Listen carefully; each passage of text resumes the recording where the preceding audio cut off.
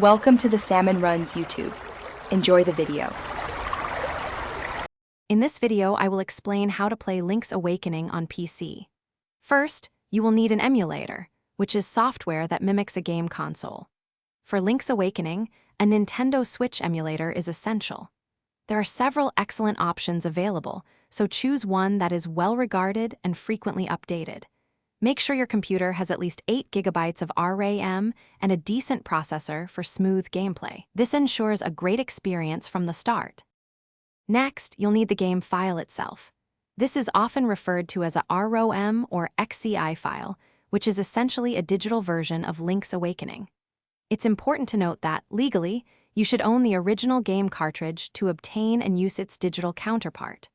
Once you have the file, place it in a straightforward location on your computer, perhaps a dedicated games folder. This will make it simple to find when you set up your emulator. With your emulator installed and the game file ready, it's time for configuration.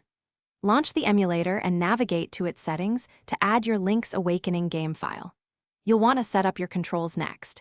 Many players prefer a dedicated gamepad for an authentic feel, but keyboard controls work perfectly too.